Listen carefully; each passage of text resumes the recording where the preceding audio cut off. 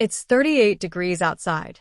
You've had your ceiling fan running for 3 hours straight, and somehow your room feels the same. You might think, maybe I need a bigger fan. Wrong. First, let's destroy the myth, because you need this foundation for everything else. A fan does not produce cold air. There is zero refrigeration happening inside that motor. In fact, and this blows people's minds, a fan actually adds a tiny amount of heat to a room. Every electric motor converts some electricity into waste heat. It's basic physics.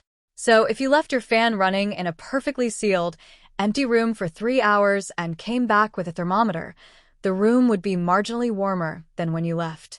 So, why does it feel amazing when you sit in front of one? 2 reasons. Reason 1, the boundary layer. Your body is constantly producing heat, about 80 watts, even at rest. That heat warms the thin layer of air right against your skin. Without airflow, that warm cocoon of air just sits there, insulating you from cooler air further away. A fan obliterates that warm layer and constantly replaces it with fresher air. Your body loses heat faster. You feel cooler. Reason 2, sweat amplification. Sweat is your body's genius cooling mechanism. When it evaporates, it pulls enormous amounts of heat with it. But sweat evaporates slowly in still air, especially humid air. A fan dramatically accelerates evaporation. Same sweat, way more cooling. So the fan is not cooling the air. It's making your body's own cooling system work better. That one insight is everything. Because once you understand what a fan actually does, you can use it 10 times more effectively. Before we get to what you should do, let's run through the Hall of Shame. The fan mistakes that are actively making your life worse. Mistake 1. Fan on, windows closed. This is the big one. You're running your fan in a sealed room, recirculating the same hot air, slowly adding heat from the motor. You get the psychological comfort of moving air, but none of the actual benefit of cooling. This is probably the most common setup in apartments everywhere. Mistake 2. Fan aimed at the wall or ceiling. I've seen this more times than I can count. People think circulating air generally around the room will cool it. It won't. Fans cool people, not rooms. If the airflow isn't hitting a human body, it's doing almost nothing useful. Mistake 3. Running the fan during peak heat hours with windows open. This one's sneaky. During the hottest part of the day, say, noon to 5 p.m., the outside air may be hotter than inside your home. Opening windows and running a fan during this window actively pulls hot air in. You're heating your home faster. Mistake 4. Wrong ceiling fan direction. Here's a secret most people never discover. Your ceiling fan has a direction switch. There are 2 modes, and most people have never touched it. In the wrong mode, your ceiling fan is pushing air upward, which does almost nothing for you. I'll tell you exactly how to fix this in a moment. Alright. Here's what actually works. The cross-ventilation setup. This is the single highest impact change you can make, and it costs nothing. Open a window on one side of your home. Open a window or door on the opposite side. Place your fan near one of those openings. You've just created a wind tunnel through your living space. Here's the key decision. Which way should the fan face? If outside air is cooler than inside, which is most evenings and nights, face the fan inward on the cool, shaded side of your home. It pulls in the cooler outside air, and the warm indoor air exits naturally from the other side. If you want even better results, put a second fan on the opposite side blowing outward. The outward fan creates negative pressure that sucks in fresh air from every crack and gap on the intake side. You've essentially built a DIY ventilation system. Test this tonight. Compare it to your sealed room fan setup. The difference is remarkable. Flip your ceiling fan direction. Find the small direction switch on the body of your ceiling fan, usually a tiny slider or button near the motor housing. You might need to get on a stepladder. For summer, set it so the blades spin counterclockwise when viewed from below. This pushes air straight down, creating a wind chill column directly beneath the fan. For winter, clockwise. This pulls air up and redistributes warm air trapped at the ceiling, can cut your heating bill noticeably. The night flush. This technique is used by passive house architects and energy efficiency experts, and it works incredibly well for people who live somewhere with cool nights, even if the days are blazing hot. Here's the principle. During the day, your home absorbs heat into its thermal mass, walls, floors, furniture, concrete. That stored heat is what makes your place feel stuffy at night even after temperatures outside have dropped. The night flush drains it. Starting around sunset, when outside air drops below your indoor temperature, check your weather app, open everything. Every window, every door. Run your fans on maximum. Your goal is to push as much cool night air through your home as possible, flushing the stored heat out. Then, before the morning heats up, close everything. Blinds down, windows shut, doors closed. You're trapping the cool air inside and blocking the incoming heat. If you do this consistently, your home stays significantly cooler through the day, sometimes 5 to 8 degrees cooler, without any air conditioning. It's essentially using your building as a thermal battery that you charge with coolness every night.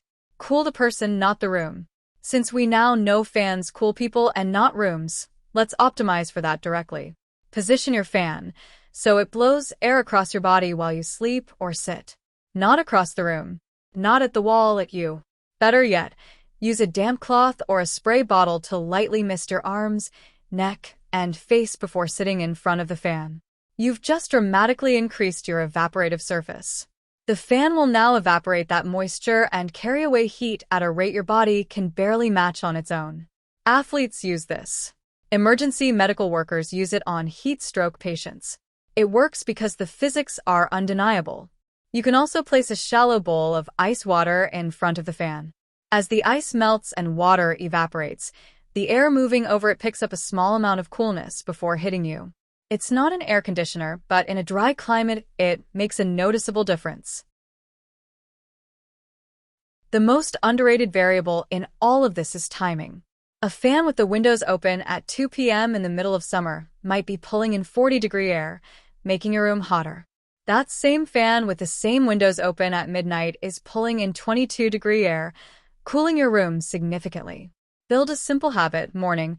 Close everything before outside temperature exceeds indoor temperature. Afternoon. Keep sealed. Blinds down on sun-facing windows. Fan on, blowing at people only if needed. Evening/night. Watch your weather app. The moment outdoor temperature drops below indoor, open everything and run the flush. This timing discipline alone, without any new equipment, can transform a hot apartment into a livable one. There's one more variable that determines how effective any of these strategies are, and most people completely ignore it: humidity. Everything we've talked about, evaporation, sweat cooling, the damp cloth trick, depends on the air having room to absorb more moisture. That's what humidity measures, how saturated the air already is with water vapor. At low humidity, say 20 to 30%, evaporation is incredibly fast. A fan is wildly effective. You sweat, it evaporates instantly, you cool down rapidly. Deserts are hot but survivable partly because of this. At high humidity, 70, 80, 90%, the air is already nearly saturated. Sweat barely evaporates. The damp cloth trick barely works. Your body's cooling system is compromised. A fan still helps by moving that saturated air away and bringing fresher air, but it's working against a much harder problem. If you live in a high-humidity climate, you need to tackle humidity directly. A dehumidifier, which is cheaper to run than an AC, removes moisture from the air, making your fan exponentially more effective. In many humid climates, a fan plus a dehumidifier outperforms an air conditioner at a fraction of the energy cost. Check your indoor humidity. Most modern smart thermostats show it. If you're above 60%, dehumidification is your highest leverage move. Let me pull it all together into one framework you can actually use. Think of your summer cooling as a layered system. Each layer adds to the one below it. Layer 1, timing discipline. Open at night, close in the morning. This one habit alone reduces daytime heat accumulation massively. Layer 2, cross ventilation. When windows are open, create airflow through, not around, your space. 2 windows on opposite sides, fan as a pump. Still zero cost. Layer 3, person-targeted airflow. Fan aimed at people. Damp skin trick. Bowl of ice if you have it. Works with whatever fan you already own. Layer 4. Humidity control. If you're in a humid climate, add a dehumidifier. This multiplies the effectiveness of everything above it. Layer 5. Selective AC use. If you have AC, don't run it all day. Use it strategically to pre-cool a bedroom before sleep or during the peak 2 to 5 p.m. window on the hottest days. Pair it with the closed window strategy to hold that coolness. Layer 6. Behavioral cooling. Cold shower before bed. Lightweight, breathable bedding. Sleep lower in the room if possible. Remember, heat rises. Your body generates less heat when it's already at rest. If this helped you, drop a comment with your setup, what climate you live in, what you tried, what actually worked. Like if this saved you some suffering this summer. Subscribe if you want this kind of practical, systems thinking content. I've got videos on passive cooling, how to sleep better in heat, and the actual science behind cold showers coming up.